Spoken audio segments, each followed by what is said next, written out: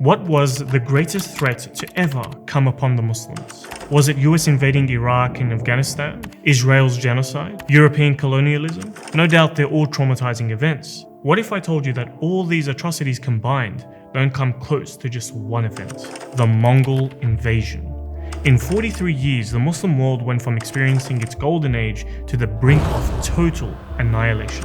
Nearly all Muslim empires and armies crumbled under Mongol might. Scary, right? But amongst the rampage, death and destruction, there stood one Muslim empire that withstood the onslaught, the Mamluks. This empire rose to prominence and power seemingly out of obscurity. Probably the only one of its kind in existence, the Mamluks were a Muslim Turkic dynasty that ruled from Egypt. But the most fascinating characteristic was that the Mamluks were slave warriors. Their rise to prominence and power is an extraordinary feat, mainly due to the striving of one leader in particular, a legend who went from chains of slavery to the royalty of thrones. His name is Saifuddin Qutuz, the man responsible for kickstarting an empire that would protect much of the Muslim world for 300 years. So, how did they manage to stop the undefeated Mongols?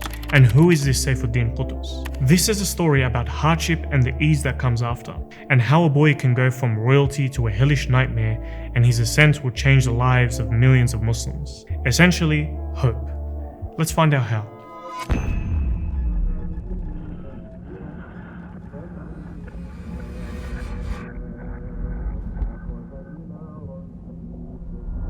Truth is stranger than fiction. This is certainly the case for the story of Saifuddin Qutuz. His rise to power is something out of a legend. He wasn't always known as Saifuddin. As a matter of fact, he was born as Mahmud ibn Mamad ibn Khwarizm-Shah, a prince brought up in the palaces of Khwarezmian Dynasty, a Kipchak Turk kingdom that was growing rapidly, right up until the Mongols came and invaded. The Khwarezm-Shah dynasty fell overnight to Mongol onslaught, the likes of which humanity has never seen. Just to give you a clear picture of what exactly happened to Khwarezmian dynasty, we first need to explain the Mongols. Known to many as the Tatars, Mongols were a scourge unleashed upon the earth like a biblical plague. It came from the Kentai mountains of Mongolia by a man named as Temujin, later to be known around the world as Genghis Khan. When it comes to the pantheon of ruthless rulers, Genghis Khan was a nightmare amongst the dastardly bunch. Everywhere he sent his armies, everything they touched turned to ash, blood, and defilement. Nothing filled their thirst but death and destruction as they ravaged cities and pillaged homes. To the Mongols, there were no innocent human beings.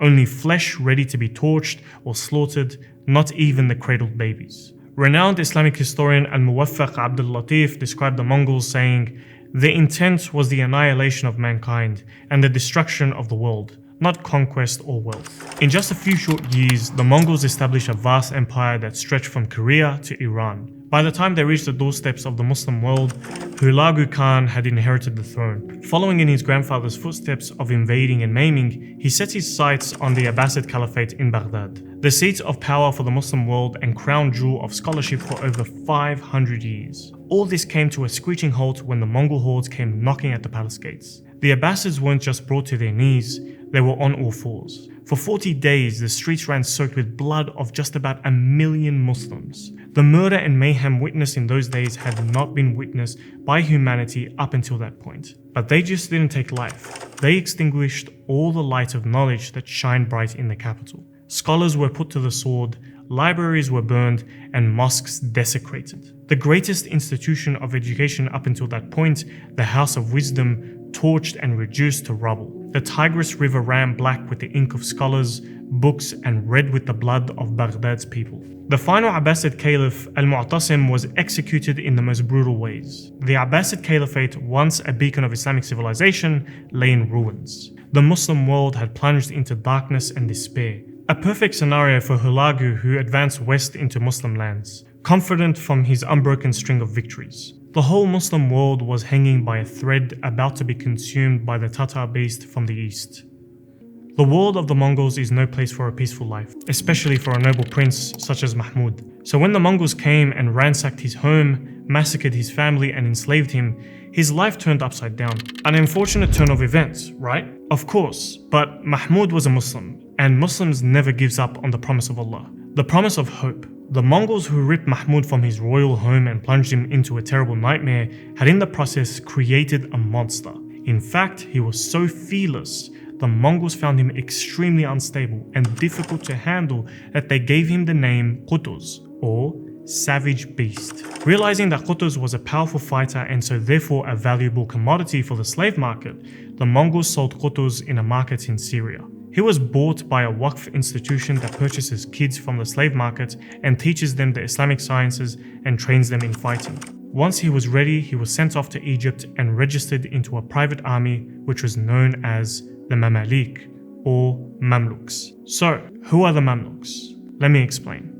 Egypt, a country that existed for so long it's hard to talk about Earth's history without somehow mentioning it. It has contained thousands of empires, dynasties, cultures and peoples for thousands and thousands of years. We're just interested in one, the Mamluks. And oh how interesting they are. Their name for starters means something that is owned and can be used more generally to refer to slaves. But how can slaves become rulers? Well, like all things in life, there isn't really one answer. Since the times of the Abbasid Caliph al-Mu'tasim, Turkic slave soldiers were purchased as young boys and converted to Islam, as well as trained to become elite military units. Over time, these elite warriors often rose to powerful military and administrative positions, forming a loyal corps. It wasn't until Salah ad-Din that the Mamluk system evolved fully and formalized to become a powerful fighting machine integral to military victory. As the years passed, the Ayyubid dynasty fell to typical dynastic sicknesses like selfish infighting, civil war, jealousy, and sibling rivalry, and the deadliest sin, betrayal. As a result of this, Ayyubid power waned and their land slowly fell back to the Crusaders. The Mamluks launched a coup and eliminated all of the Egyptian Ayyubids from power. The first of the Mamluk sultans was Izz ad-Din Aybak. Then his son was installed on the throne at the age of 15. But it was quickly realized by the emirs and Mamluk loyalists that the encroaching Mongol threat could not be defeated if an inexperienced boy led the Muslims. The vice sultan deposed the boy sultan and became the de facto ruler of Mamluk-ruled Egypt. His name, Saifuddin Qutuz, the man who will flip the Muslim world back from chaos. It seems like Qutuz came out of nowhere. And he did. That's what made his story so remarkable. In Syria, Qutuz didn't have much of a ladder to climb for progressing in rank, but in Egypt, with the Mamluks, Qutuz soared. Not only was Qutuz a skilled fighter, he was an exceptional strategist and commander on the battlefield. He was a man that understood the art of war and also knew how to sing the song of politics. His sword sharpened through dueling, his mind elevated through learning, and his tongue refined by persuasion. Qutuz emerged as a leader among the Mamluks, pulling strings behind the scenes, ruling Egypt from behind the throne of a 15-year-old boy. The people had all but no faith in the boy sultan to defend the Muslim realm from the encroaching Mongols, especially after what they did in Syria. Qutuz knew this best. He knew that the last standing Muslim power cannot be defended by a young boy, so he seized the throne of Egypt. He became the Mamluk Sultan of Egypt and a nightmare to come back and haunt the Mongols. Just as Pharaoh raised Musa alayhi salam, the Mongols had created Qutuz, who would come to haunt Hulagu Khan. As Hulagu Khan ransacked its way through Iraq and Syria, he set his sights on Mamluk Egypt, the last Muslim power. So Hulagu sent a letter to Qutuz, demanding complete surrender of Egypt. I don't think there exists any letter or threat that is so menacing, so sadistic, and yet profoundly eloquent and poetic. I'm serious, listen to this. From the king of kings of the east and west, the great Khan, to Qutuz, the Mamluk who fled to escape our swords. You should think of what happened to other countries and submit to us. You have heard how we have conquered a vast empire and have purified the earth of the disorders that have tainted it.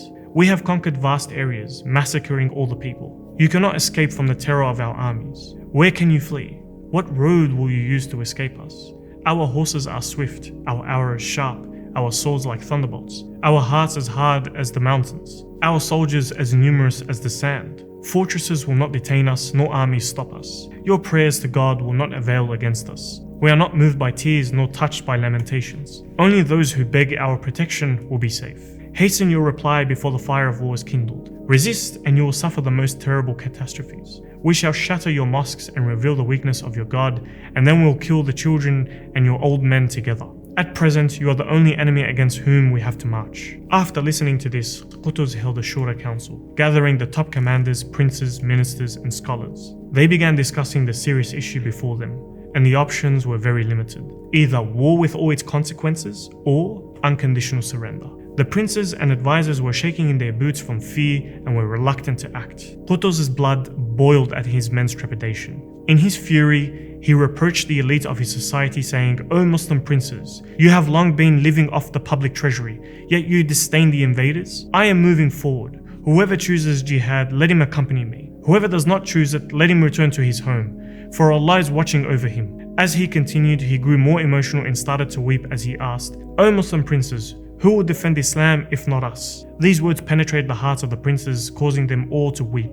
Their hearts softened, and a softened heart is one from which all good can be expected. Some of the princes stood up and spoke in support, and the rest rose, declaring their agreement to jihad and their readiness to face the Tatars. For Qutuz, the matter was entirely clear in his mind. He did not even consider the two options of peace or surrender.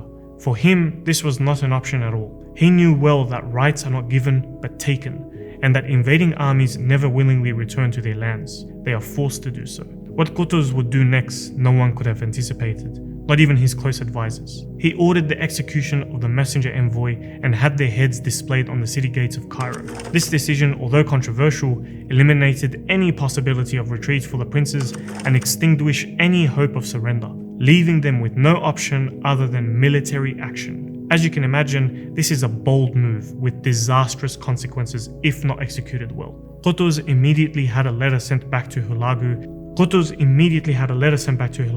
If you thought Hulagu's letter was eloquent, then listen to this. One of the strangest things is the threat of lions by foxes, the challenge of the strong by the weak, and the intimidation of knights by cowards. Our horses are swift, our arrows Yemeni, and our swords are from the tribe of Mudar, striking hard. Their description is known in the east and west. Our horsemen are lions when they ride, and our steeds are swift when pursued. Our swords are cutting when they strike, and our lions are destructive when they descend. Our skins are our armors, and our chests are our shields. No greater force breaks our hearts, and no threat causes our ranks to falter. By the power of the Almighty, the praiseworthy, the subtle, we are not shaken by intimidation, nor disturbed by agitation. If we disobey you, it is obedience to Allah. And if we kill you, then what a worthy deed. If we die, it is only an hour between us and paradise. You said your hearts are like mountains and your numbers like the sands, but judgment is not swayed by the abundance of sheep, nor is a little fire overwhelmed by a lot of wood. Is there an escape from death or a decision to live in humiliation? How terrible is your judgment? We flee from disgrace, not from death. For us, facing death is the ultimate desire. If we live, it is a life of happiness. If we die, it is martyrdom. Indeed, the party of Allah is always victorious. Just this segment of the letter was instrumentally effective in destroying the Mongols' plan to scare the Muslims into submission. Instead, Qutuz defibrillated the Muslims back to life. It electrified the Ummah to know that their leader was willing to stand against oppression and aggression and not cower behind empty peace treaties that stall the inevitable. Qutuz didn't have the same numbers as the Mongols, and so victory could not come unless the strategy was well planned and executed. To add to his headache, the Mongols were unmatched in open battlefields as a result of their dominating cavalry, so he needed to choose a location for battling that would strain the Mongols' movement and vision. It is as a result of considering these factors that the intelligent military strategist chose Ain Jalut in Palestine as the perfect location for his attack. Ain Jalut is a narrow valley surrounded by hills, a perfect geography for neutralizing Mongol cavalry. Qutuz, alongside his trusted friend and general Baybars, marched to the Holy Land to catch the Mongols by surprise before they could thrust their lances into Jerusalem. But that wasn't it. Qutuz had an ace up his sleeve.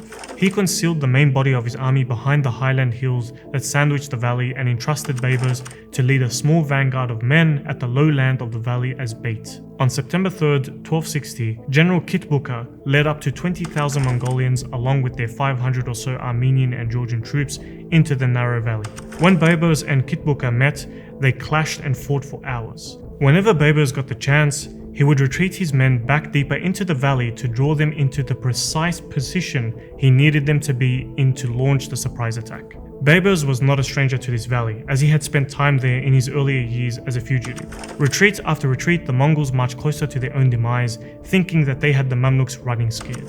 When the time came, Qutuz gave the signal. Suddenly thousands of golden armored knights rushed down below like a thunderous strike onto Mongols, choking them from both sides into a circle of death and mayhem. The battle raged fiercely. Mamluk arrows blackened the sky, raining down upon the Mongols like meteor strikes. Sharp steel pierced flesh, bulky armor crushed by the onslaught. Steeds galloped through blood and bones, men crying of fresh amputations. For a moment it seemed as though the Mamluks might break under the pressure. Qutuz saw his left flank beginning to waver, and he knew that the fate of the Muslim world was hanging in the balance. This was the pivotal moment. Qutuz removed his helmet, revealing himself on the front lines. He plunged into the fray and was heard shouting, "O Islam, O Allah, grant your servant Qutuz a victory against these Mongols." His voice cut through the chaos of battle like a clarion call, rallying his men. The sight of their sultan fighting beside them, willing to lay down his life, reignited the Mamluks' warrior spirit. They surged forward with the sultan fighting shoulder to shoulder.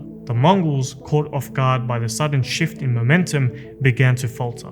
Kitbuka, the Mongol commander, was killed in the melee. The death of their leader caused disarray in the Mongol ranks.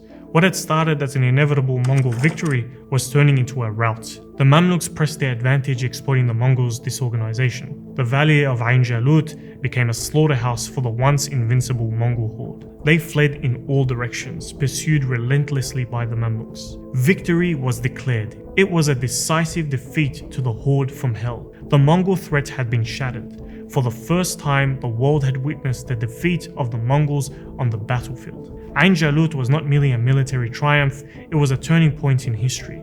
The myth of Mongol invincibility was dispelled. The Muslim world breathed a sigh of relief. Hulagu Khan, upon hearing the news, ordered the execution of the last Ayyubid Emir of Aleppo and Damascus in a fit of rage. That didn't stop the Mamluks from taking Damascus 5 days later, followed by Aleppo within a month. Not bad for a sultan who had been a slave not too long ago. Qutuz's heroism at Ain Jalut mark him as one of the greatest Muslim military leaders in history. However, his story did not have a fairy tale ending. On his way back to Cairo, Qutuz was assassinated by his own emirs in a conspiracy most likely led by Baybars. Unfortunately, this was a black stain on the Mamluks' history and one of the reasons why scholars generally advise not to become close to rulers or desire to rule. Time and time again, politics and governance proved to be a messy business. Despite his tragic end, there is a positive to take away from his death. If you think deeply, through Qutuz's assassination, Allah took his soul when he had just accomplished a great jihad and service to the Ummah. In essence, Allah protected Qutuz's legacy and sealed his fate in the best of ways. God only knows. After Qutuz's death, his general Baybars succeeded him as a sultan and continued to fortify the Muslim lands against future Mongol incursions and Crusader invaders. The Mamluks, who had risen from the chains of slavery, became the guardians of Islamic civilization. Their victory of Ain Jalut was the beginning of a new era. They established a powerful dynasty that would rule Egypt and the Levant for centuries, preserving the Islamic and intellectual heritage of the Islamic world. In my personal opinion, under the Mamluk rule, the Muslim Ummah experienced a second golden age, an Islamic renaissance, if you would like. Their rule encompassed a series of scholarships which the Muslim world is indebted to till this very day. Names such as An-Nawawi, Jalaluddin Suyuti, Ibn Kathir, Tajuddin al-Subki, Al-Dhahabi, Ibn Taymiyyah, Ibn Hajar al-Asqalani, and Ibn al-Qayyim, just to name a few of the giants. As we look back at Ain Jalut, we are reminded that history is full of moments where the tide of events is turned by the bravery and resolve of individuals. The Mamluks led by Qutuz were such individuals. From the depth of bondage, they rose to become the saviors of Islam. Their story is not just a chapter in the Muslim Atlas, it is a saga of defiance, resilience, and triumph that continues to inspire to this very day. In the same land of Palestine, where the Battle of Ain Jalut was fought, just a few kilometers away lies Gaza. Today, Gaza stands resilient, facing its own Mongols, the Zionist oppressors, alone. So what can modern Muslims learn from Qutuz and the Mamluks, and how can we apply it to our tribulation today? Well, today we often find ourselves feeling hopeless, almost like we're waiting for something or someone to come and act on our behalf. Like Salah ad-Din or Khalid ibn Walid or Qutuz, we often make the mistake thinking that Allah will send someone great and noble to deliver us from oppression and humiliation, like we are deserving of it by virtue of being Muslim. Here's the problem with that type of thinking, my fellow Muslim. These men were not sent because they were great. They were sent because they were worthy of being great. They became great because of what they did, because of their actions, their sacrifice, their resolute conviction in the Quran and Sunnah despite the overwhelming odds against them. These men didn't know what their future held, just like us, but they did their job anyway. They did what pleases Allah. They left the results to Him. That's it. All we have to do is ask what Allah wants from us now and act upon it. So act, and leave the rest to Allah.